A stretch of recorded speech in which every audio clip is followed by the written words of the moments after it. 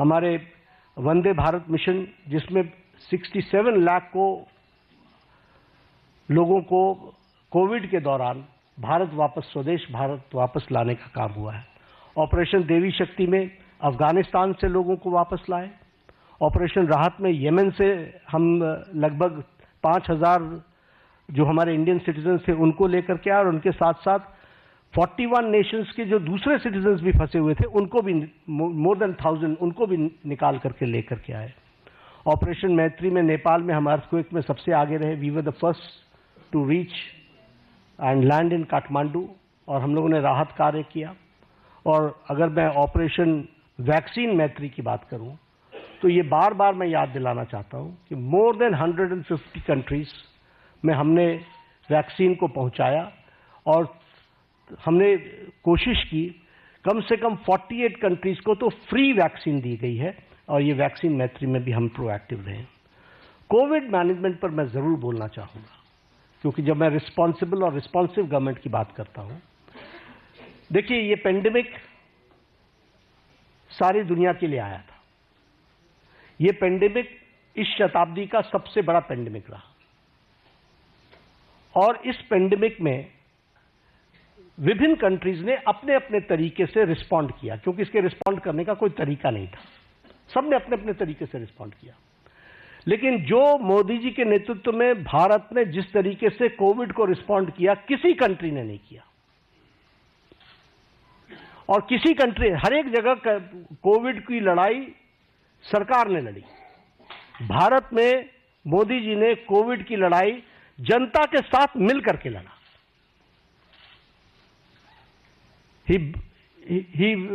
उन्होंने जनता को साथ लेकर के चलने का तय किया, और इसीलिए जनता कर्फ्यू। दूसरे देशों में लॉकडाउन के खिलाफ आंदोलन हो गए, वैक्सीनेशन न लेने के आंदोलन चले। लेकिन भारत अकेला देश है जिसने 220 crore double dose free of cost लगा करके world's largest and the fastest vaccination programme हुआ है। तो आप बताइए कि ये रिस्पॉन्सिबिलिटी और रिस्पॉन्सिव सरकार का किस तरीके से उसको पूरा करने का प्रयास हुआ है, ये मैं कोविड के बारे में जरूर बताना चाहूंगा।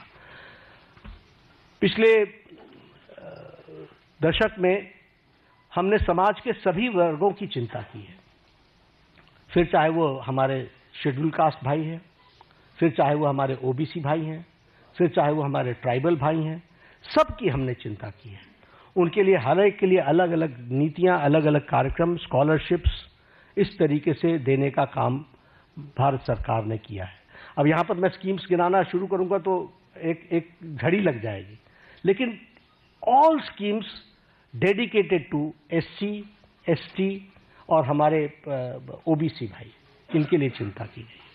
उसी तरीके से महिलाओं के लिए विशेष करके ध्यान देकर के विमेन लेड गवर्नमेंट, विमेन को आगे रख करके बढ़ाने का काम करना, यह काम भी हमारी सरकार ने बखूबी किया है। और जब हम ये विमेन की बात करते हैं, फिर हेल्थ के सेक्टर में आप ले लीजिए, right from conception to delivery, फिर डिलीवरी के बाद vaccination, all programmes have been taken by government of India, all programmes. उसी तरीके से मैटरनिटी लीव, उसको 12 से 26 वीक्स तक बढ़ाना विथ सैलरी, विथ पेमेंट, और उसके साथ साथ बच्चे पैदा होने पर उनको मातृवंदना में योजना के साथ फाइनेंशियली सपोर्ट करना, ये सारी चीजें बताती है। और उसी तरीके से अगर हम देखें तो महिलाओं को, फिर चाहे आपने देखा इसरो में भी जब तस्वीर आई, जब चंद्रयान पे उतरा था, तो सबसे ज्यादा आपको वहां पर साइंटिस्ट महिलाएं दिखी थी।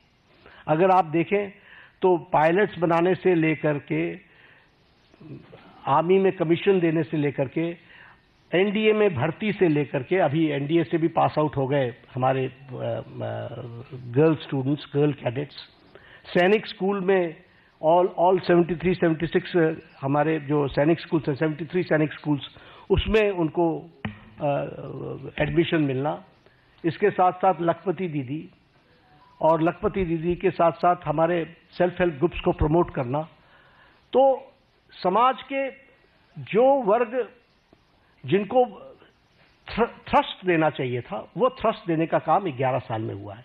एससी, एसटी, ओबीसी और हमारे महिला वर्ग को की मेन स्ट्रीमिंग करने का काम हुआ है। स्कीम्स के बारे में अगर मैं बात जैसे बार बार कर रहा हूं कि it will be very difficult for me कि मैं उनके आंकड़े रखने लगूं और स्कीम्स को रखने लगूं तो बड़ा लंबा समय चला जाएगा। जब मैं अकाउंटेबल गवर्नमेंट की बात करता हूं तो हमने अपनी रिस्पॉन्सिबिलिटी प्रधानमंत्री मोदी जी ने ली, गरीब कल्याण। अब ये गरीब कल्याण स्लोगन नहीं था, 70 साल से गरीबी हटाओ का नारा लेकर के हम नहीं चले रहे हैं, हमने गरीब कल्याण करके दिखाया है। और आंकड़े इस बात के सबूत है कि 25 करोड़ लोग आज गरीबी की रेखा से बाहर आ चुके हैं। और ये मेरे आंकड़े नहीं हैं, ये आंकड़े नीति आयोग के हैं, ये आंकड़े इंटरनेशनल फोरम्स के, इकोनॉमिक फोरम्स के हैं। और उसी तरीके से extreme poverty has dropped by 80% decline. प्रधानमंत्री अन्न योजना 80 करोड़ जनता को 5 किलो गेहूं या चावल देना, ये कोई छोटी घटना नहीं है। आवास योजना में 4 करोड़ घरों को, आप ही जब अपने ट्रैवल करते थे गांव में तो आपको खपड़ैल के मकान दिखते थे, फूस के मकान दिखते थे, आज आपको पक्के घर दिख रहे हैं।